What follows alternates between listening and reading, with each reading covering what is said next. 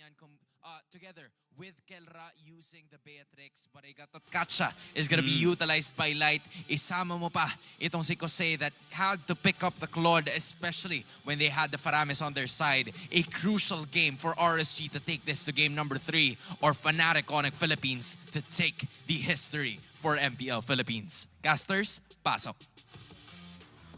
Oras na ulit para magtapat ang ating dalawang kupunan. Again, we have a lot na kailangang abangan para dito sa kanilang magiging performance. Ate mo Chantel and Brigida para dito sa ating game number 2.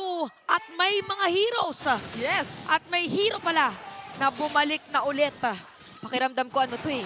May halong paguluhan ng laban at pabilisang makahanap ng mga targets na pinaka-crucial para dito sa magkabilaang kupunan na feel ko ay pareho naman nilang kayang gawin lalo pa at may link naman sa side ng Fnatic Onyx and meron namang capabilities mang backline ang RSG. Marami rin pa nga yata yun kasi Avatar of Guardian tsaka Blazing Duet yung pwede nilang gamitin eh.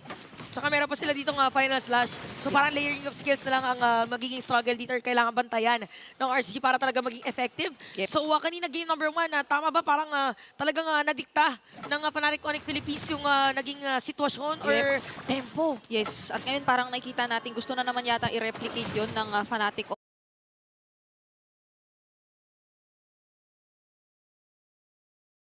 Onyx. Kahapon pa man din ay nakita natin kung gaano ka na mamanage ng maganda ni Super Friends palagi ang early game with this Valentina na once again ay hawak-hawak niya. So agad-agad ngayon pa lang nakikita natin ang pagsugod ng Fnatic Onyx in an attempt to take out Light. Pero mukhang mapaparoon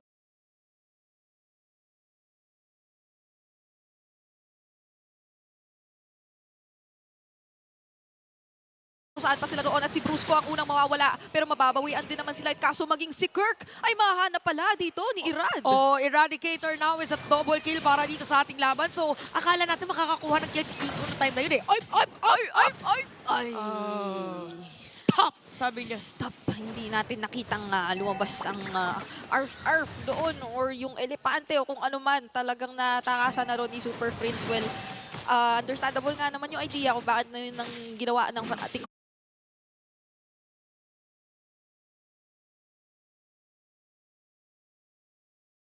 Onyx, pero parang kailangan yata nating isa-isip din yung sustain na hawak-hawak kasi rito ng isang Gatot Katsa. May revitalize pa siya na hawak-hawak din kanina. And even sa Emblem builds, diba? Kita naman natin kung gaano nila kagustong mag-invest sa pagpapakunat. Even yata si Kosei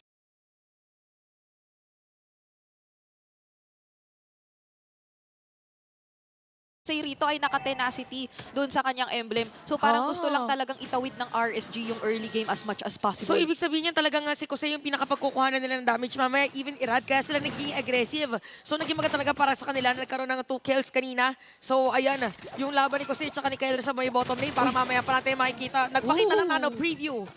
Parang sa pelikula yan ang trailer. Oo, tsaka naki-extra muna doon si Goldcamp. Tapos napunta pa siya kay Kelra. So ano yun, episode 1. Oh, episode 1. To be continued next time, yung kanilang episode 2. So dito muna tayo sa ating pinakapanonoorin is yung Turtle. So iniisip ko kung paano dito yung magiging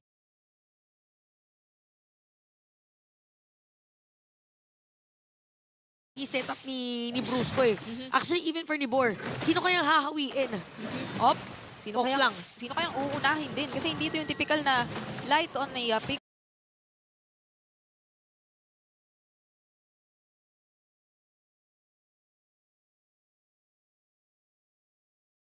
of type of roamer na merong isang target lang na hahanapin na parang hindi rin naman sobrang magiging susunod kapag ganito yung composition ng kalaban. Pero si Super Friends, sino pa nga bang magandang hanapin sa ganitong sitwasyon? Wala na agad ang mid laner pero nandito na yung heavy spin. Irad pa rin ang makaka-retry noon at mukhang gusto na itong ipagpatuloy ng RSG Philippines Avatar of Guardian pero hindi tumama at makaka-out naman ang Fnatic Onyx.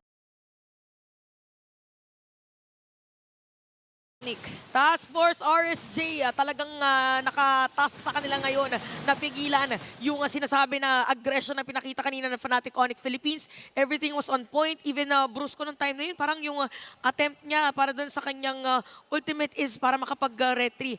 Ayan ang ating skin, by the way. Ayan, Akai. Happy birthday. Enters the scene with the 8th anniversary skin. Wow.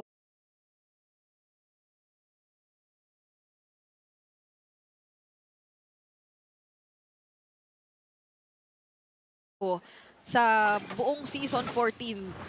75 75. hero nang nakita na, tinagal, 75 hero na ang nakikita nating inilabas dito sa Land of Dawn. Happy birthday MLBB talaga, isa-isang nagbabalikan ang mga heroes at sobrang sayang isipin.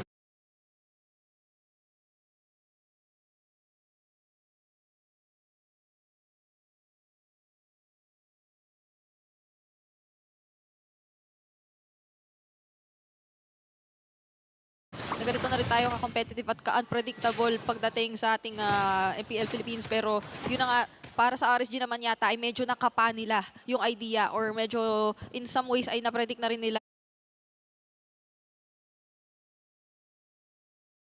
ay yung gustong mangyari ng Nagkatay Fnatic gagawin. Onyx. O parang dina-download nila yung game ng Fnatic Onyx Philippines kasi nakapwesto. And alam nila yung strengths ng kanilang lineup. So again, sinabi natin dito for RSG, isa sila sa mga teams na talaga mabilis din mag-adapt. Yes. Pagdating doon sa pinaka-play ng kanilang kalaban.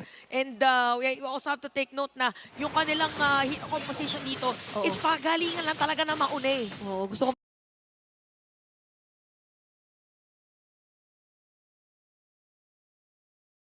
pa naman yung sinabi mo kanina na kaya tayo napapadalas makakita ng mga tatlo-tatlo eh. Kasi minsan napakabilis mag-adapt at mag-adjust ng mga teams natin. Nagkakapalitan o Oo nga eh. nagkakabaliktaran yung kumbaga sistema ng mga laro. O tsaka, di ba sabi natin, itong game na to magke-create ka ng history. Pero pwede rin maging history repeats itself kasi last time na may gusto Oo. sana mag-break ng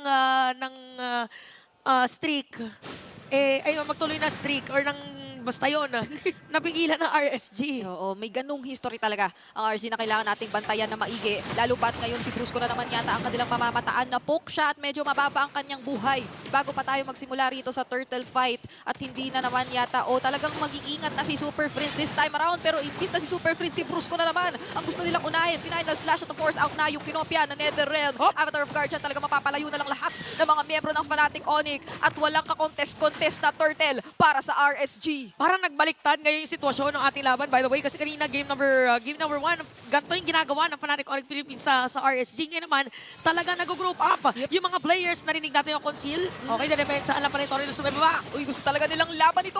Under the turret, blazing duet, lahat na inilabas pa. Ay! Maging yung Netherrealm, kaya naman si Brusco tutumba na, maging si Kelra. At yung Elepante, aabot pa kay Super Prince at 4 ang tutumba mula sa side ng Fnatic Onyx. Akala natin dedepensa lang ng Fnatic Onyx Philippines pero alam ng RSG na kaya na natin tumin. Pasukin na natin at yun na yun. Yun din yung in-game code giveaway pala natin. Yun na yun. Oo. Nakalamang na ang RSG laban dito sa Fnatic. Dito pala nila gustong idaan yung mga pagpapakunat, yung mga pagmamatapang na nakita natin na idea ng RSG. Pero final slash hindi kumonekta doon. Maaabutan pa ba ni Aqua? Avatar of Guardian talagang ilalaban. Sinugod, hinabol. Pero nakatakas naman doon si Yung mga, King Kong. alam mo yung mga gato nga advanced na technique na ginagawa nila at na biglang tumatalon. Ibig sabihin, yung same lang na talagang pumapwesto siya ng nauuna and pinapredict niya kung saan dadaan yung players. Nagkataon lang na hindi umabot kanina. So look at the items, by the way. Lamang lang ng very minimum. Dito, or minimal pala si Kelra. Laban dito kay Kosei. Pero sa ibang areas, majority, lamang yung RSG. Oo. And meron na tayong Feather of Heaven para kay Irad. Oh, tsaka grabe yung pa-Holy Crystal na rin agad-agad. Ay, 4-0 ang standing dito ni Irad. Sakit niyan. Maganda ang nakuha nilang early game. Parang hindi niya kinailangan ni isang beses problemahin yung espasyo, yung pagkuha ng mga turtle objectives kasi sobrang nakukover siya dito nung kanyang mga kasama. And yung paulit-ulit na nakikita nating senaryo na may isang player talaga rito ang RSG na iniipit o fino-force out ng skills. Parang nakikinabang sila ng sobra doon at eto na naman! Ayan na naman, yung sinasabi natin, unstoppable na para dito sa side ng RSG. Tsaka parang interconnected yung mga Oo. desisyon ngayon ng RSG kasi habang pina-final slash, tumatalon na yung gatot. Gusto ko yung ina-act out talaga natin siya Oo. ngayon. Kasi ang dami, grabe ayan. Di ba? Natont lang, bigla nahilo. Oo, ikaw din. Baka umupo ka kaya muna dyan. Kasi medyo 7 minutes pa lang tayo rito sa laban natin. Talagang napapatayo na si ate mo, Chantel eh. Pero kukuha muna ng tore ngayon ng RSG. Brusco dito, makakahanap pa ng target. Wow! Naiwasan ng RSG. Sabi niya, teka lang, mamaya pa ihanda, mamaya na magpapa-birthday. At yung birthday, teka lang!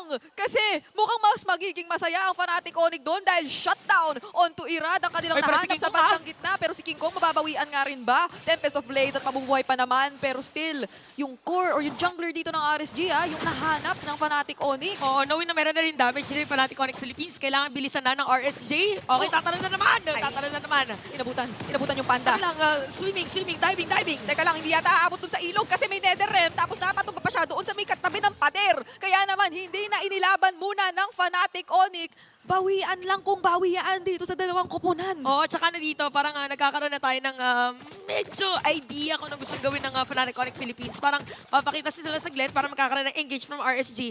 Habang si King Kong nandun na sa mga gilid. Oo. Parang kuha lang siya ng mga minion wave. Ngayon, alam din ng RSG. Kasi dito Oo. tayo sa may purple buff. Oo, Dito sige. tayo sa minigame number 1. Oh, grabe kasing pakiramdaman ko eh. Yung ginagawa na naman nila paulit-ulit at nawasiwas na naman. Mabuti na lamang at malayo-layo ang ibang mga miyembro ng RSG Philippines. Pero sa kalagitnaan din naman ng lahat ng nakikita natin, pakiramdam ko medyo tinatry na lang din to i-minimize ng Fnatic Onyx. Pinapadala nila paulit-ulit si King Kong na, sige, kuha ka na lang muna dun sa Oo, mga ibang party. mamaya namin. Oo. Oo, parang kung maririnig natin yung mic check, jokes aside. Parang ano muna yun. Oo. So, mamaya na kayo mag-ano. Pero totoo naman kasi ganun yung mga mic check. Men, diba? mga ganon. Mamaya na. Diyan ka muna. Gilid. Ganyan. Pero yung gilid muna si King Kong. Yan yung gusto natin sabihin. Tama. Habang sa RSG, Task Force RSG, bakit hindi natin harapan lahat ng mga players dito na Fnatic Onyx Philippines? Oy, teka lang, hindi yata ako connecta doon yung Bennett's Rage. Pero joke lang kasi si Nibor ang unang mawawala. Kasi? May Zicker pa doon. Zicker kaya Ay, si naman King hindi Kong, rin siya mabibigyan. Pero teka lang, si King Kong mula doon sa likod. Makukuha pa ang Lord Objective mula sa RSG. At si Kusei ay nahanap na rin nila ngayon si Irad ay isusunod pa yata. Double kill for King Kong at nag-flicker pa si Kelra. Taking down na Aqua. And si Light na lang mag-isa. Pero hindi na rin siya papakilaman ng Fnatic Onyx. Parang napadaan lang, nakuha pa ni King Kong, but yun yung plano. It's the plan na gustong gawin ng Fnatic Onyx Philippines. Magbigay lang tayo na space dun sa mga players or sa ibang mga heroes. Gaya 100% keren. Liburan 100% seru. Belanja Players or sa ibang mga heroes. Kuhanin natin ang atensyon ng RSG habang kukuhanin natin yung Lord. Isipin mo yun. Talagang bumuelo lang si King Kong eh. Sabi niya, kanina pa ako nandun sa mga tore. Kanina pa ako Kanina pa ako nandito, gusto ko na bumaba. Gusto ko na bumaba. Gusto ko na Baba na maghanap. ako. Yan. At hindi nga kill yung una niyang hinanap pagbaba. Objective na talagang napaka-crucial sana for RSG kasi sobrang ma-establish mo na yung map control, yung mga iba pang mga tore na hindi mo pa nako-convert, doon mo na sana talaga mama-maximize. Pero ngayon sila pa ang nasa opensa. RSG pa ang kinakailangan na humanap ng depensa pero may nabalibag. At ang ganda ng sagot ng Avatar of Guardian kaso mukhang na-isolate na at nagkalat na talaga ang teamfight natin. Both Light and Irad are down. Nibor makakahanap dito ng final slash pero mukhang makunat-kunat yata yun. Si Kirk hindi nila matatapatan ng sapat na damage at mag-out na muna ang ibang miyembro ng RSG. So dalawa na patay ng side ng Fnatic Onyx Philippines noong time na yon. Again, lumamang na sila. 2.2k. Kanina, 1 point something Oo. para dito sa RSG. So 8-11 yung naging score natin. 11 minutes pa lang pero grabe nararamdaman na natin yung Oo. damage ng mga players. So kailangan ipilit din dito ng RSG na as much as possible. Walang masirang tore. Oo. Sa kanila, we have the Blade Armor for Kirk. So haharapan niya mamaya. Ayun na. Okay. Haharapan niya mamaya si Kusei. So kung ikaw yung RSG ngayon, pauuwiin mo ba yung mga tumatakbong players ngayon ng FNOP? Mukhang- Ay, napawin. Wind of Nature. Ay, napuwing din ako. Hindi napawid at mukhang ito na yung senyalis talaga na hindi na muna lalaban ang Fnatic Pre, Onyx. wala akong Wind of Nature. Ano to, pag-iingat at disiplina kasi dito mo rin nare-realize so far na isang maliit na pagkakamali lang ay parang ang hirap magawa kontra sa ganitong kupunan ng Fnatic Onyx kasi sobrang pwede nilang i-punish yun. Sobrang pwede nilang baliktarin yung sitwasyon which is exactly kung ano yung nakikita natin. So, RSG na naman yung kailangan nating tanungin at hanapan ng way na baliktarin at bawiin lahat ng ito na feel ko naman ay meron pa rin chance kasi ang Oo. dami nilang pang-counter engage. As long as mo connect dito ni Light yung Avatar of the Guardian, pwedeng pumasok na sila anytime. Pero kailangan nilang bantayan kasi dito si Kusei. Si Kusei, pag natamaan kasi siya, isang Tempest of Blades, Oo. kahit maka-BMI out siya, pwede siyang habulin kapag kunwari kahit 2 blades. Oo. Masakit yun eh. 301, si King Kong, by the way, para yun sa ating laban. So again, it's more of, hindi siya just map awareness. Yep. Yung awareness din kung ano yung mga available na resources. Ayun, nagpakita lang. Pinag-uusapan natin si King Kong tsaka si Irad. Masakit na nga rin pala si Kelra dito sa laban Oo. natin. Nakabawi naman ng HP rito si Irad kahit papaano. Kaso wow! Sumakto yung ipit! At hindi na yata nakapag-contest doon si Irad na ilapit pa ng final slash. Pero napakaraming palitan ng Netherrealm. At ngayon naman ay mukhang mababurn na rin yung sa side ng RSG. Gusto Ay! namang ilaban ito ng Fnatic Onyx. Mukhang no, nakuha naman nila yung Lord Ay! Objective.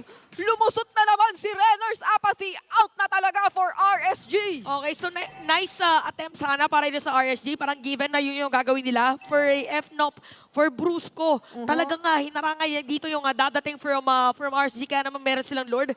So again, para dito sa ating game, merong kit ang side ng RSG para dumepensa. Although isa na lang yung kanilang inhibitor turret na kinakapitan. At if ever man na hindi madepensahan to ng RSG, ire-remind ko lang lahat ng nanonood ngayon na pag nanalo ang Fnatic Onyx Philippines, sila na ang may hawak ng may pinakamahabang win streak sa history ng MPL. Mabigat ang responsibilidad ngayon ng RSG kung gusto nilang ibigay o pigilan ang posibilidad na yon, making history for Fnatic Onyx na by this time ay pakiramdam ko napakataas na talaga nung magiging damage output. Kailangan respetuhin ng sobra. Oh! And yung mga kaninang nakikita natin na sobrang naging aggressive lang na place ng RSG, parang sabi ni Brusco, okay, medyo nakakapako na yata. Saan tayo dapat pumwesto Nagkakaroon na siya ng mas magagandang targets with the heavy spin right now. Natansya na niya kung paano yung sukat ng isang akay para dun sa mga bush. Yes. Para pagtalo niya, diretso na. Baka makuryente yung screen natin Huwag naman. But yeah, jokes aside. Yung mga ganong klaseng plays kasi from Fnatic Onyx Philippines, pwede pala kasi silang tumalon ng malalayo. So items, dumating na tayo sa point na Brigida na parang nag-aantay na lang sila mag-full item. Yep. But for King Kong, full item na siya. Si Irad ay waiting for another hero tuloy. Another item. Tsaka at very least si Kusei ay hawak-hawak na rin yung Wind of Nature. So, pwede na silang magkaroon ng palitan dito ng medyo delikado rin na mga plays just in case na pumilit din ang Fnatic Onyx. Na tingin ko ay hindi naman din panghihinayangan nila ng sobra kasi ultimo nga rito sa purple buff. Parang ayaw na talaga nilang iabot ng basta-basta sa side ng RSG. Pero gusto talaga itong i-secure ng RSG for themselves kaso hindi ito pagbibigyan ng Fnatic Onyx. Oo, mahirap din kasi talaga kasi again, 7 kills dito si Irada. So, panagkaroon ng magandang timing for them or probably, ang ginawa din dito ng Fnatic Onyx Philippines. Sige, tignan nga natin kung ano mas mahalaga para ito sa RSG. Yung purple buff ni Irad or mag-red 3 para dun sa or para wala mamaya dun sa may Lord. So, ang pinili dito ng RSG is magkaroon ng red 3. So, ibig sabihin yan, itatry nilang i-contest yung next na Lord na nag-spawn na ngayon. Kaya yung kanilang movement is magfo-forward. So, ano kaya, magkakabigayang bato agad or dance muna? Pwede, tansyahan. Kanina nga si King Kong, King Kong poked you.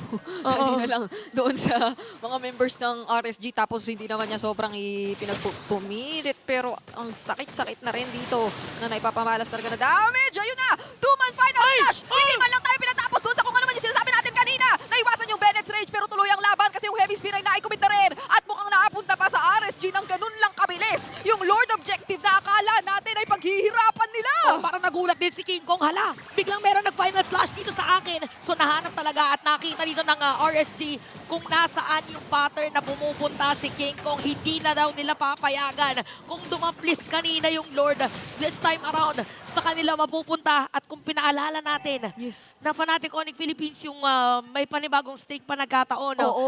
Sila yung may history. RSG ang pumigil sa Echo last time para maabot yung 12 na streak sana. So, panoorin muna natin ang ating Infinix Instant Replay. What really happened there? Ayan teka, slow muna natin to. Tutukan nyo si Nibor, guys. Wushung! Dala-dalawa. Flash. At napakabilis ng At nangyari na. follow-up. Nangyari na ang nangyari. para dito sa RSG. Silang lamang in terms of gold, meron silang Lord sa may bottom lane. Okay. Probably ay ma-replicate nila yung sitwasyon ng base ng kanilang koponan. Ay, Yep. may sarili laban sa may tapet. Ay! Teka lang, Winter Tanjot, kaso mukhang sasalubungin niya Ay! doon. Ay! Ay! Oh my Teka lang, goodness gracious, naka-immortality ba siya? Sonic! Hindi ko na alam kung anong mangyayari. Teka lang, nakabibigay siya ng ibang item.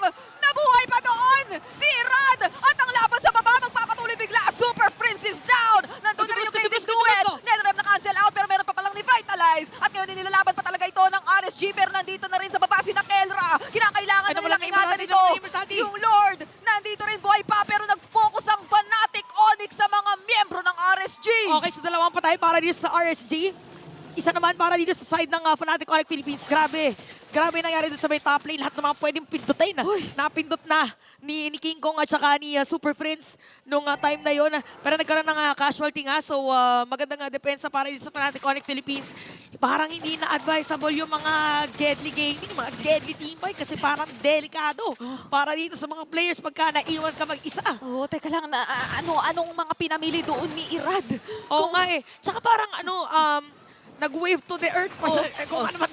Basta yun. Wave to the earth, teka lang. Ay, ito. Talagang Netherrealm, papasok. Netherrealm. Hinabol at nag-attempt si Brusco.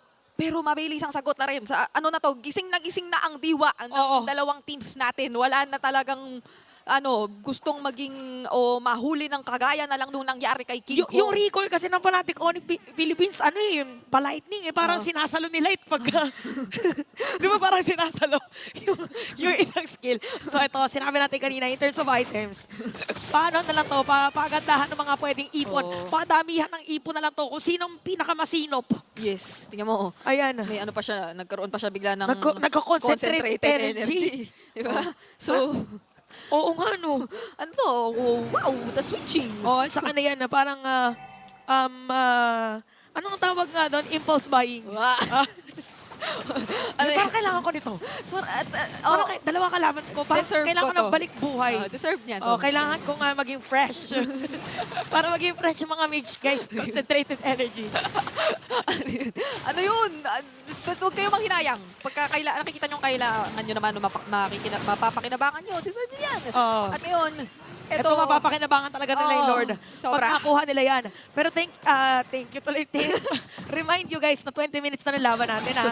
Medyo mahirap ng depensahan. Oo. Yung minion wave na bit-bit. Oo. Pero parang mahirap din depensahan. Kapag merong tumatay na split push Yes. dito na player from Fnatic Onyx Philippines. Naku. So na-reveal na nandun na sa may bottom lane si Kusei. Oo. EGG kaya ito? naku, umuwi rin si Brusco, pansamantala.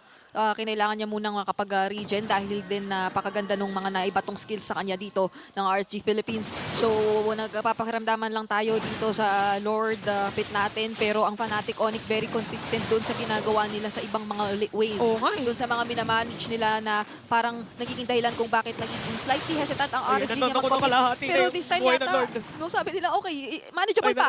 na-reset. Ay, naku, hindi pa din. Oh, akala natin yung mga ganyan pag naitutuloy na talagang akala mo Gina, yung Tori yata sa gitna ng side ng Fnatic Onyx Philippines ay isang hit na lang pero may clear yung minion wave. Okay, so ang dami na natin pinapatayan. Pinapatayan din natin kung itutuloy pa talaga yung Lord. By wishing later this Super Prince. Pero wala pa rin mangyayari. Wala pa rin. Hinihintay pa rin natin at hindi tumama doon. Ang Ayun, final ayun, slash ayun, avatar ayun, ayun, final ayun, ayun, combo. Mukhang is go time for Fnatic Onyx at ipapalag na yata nila ito. Revitalize para kay Light. King Kong dito naghahanap lang ng mga pwedeng tusukin pero reset yun. yung Lord binurse down natin, Ay. Chantel. Yung palang gustong gawin ng Fnatic Onyx Philippines.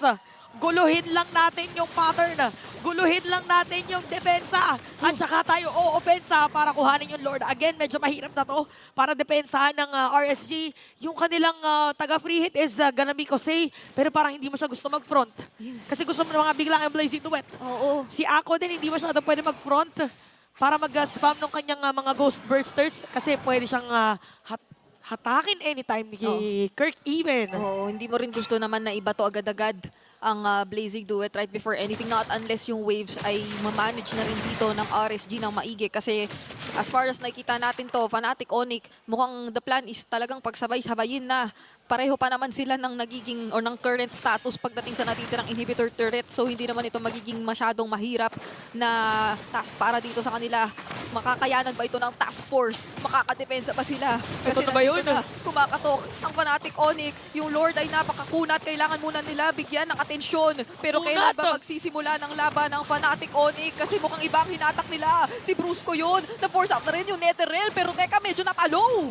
Okay, kalahati na yung buhay. Mabilis na madedepensa na sa RSG. By the way, yung Lord. So, hahabol pa ang mga players dito ng RSG. Look at Aqua. Naghahanap ng pwedeng puntahan.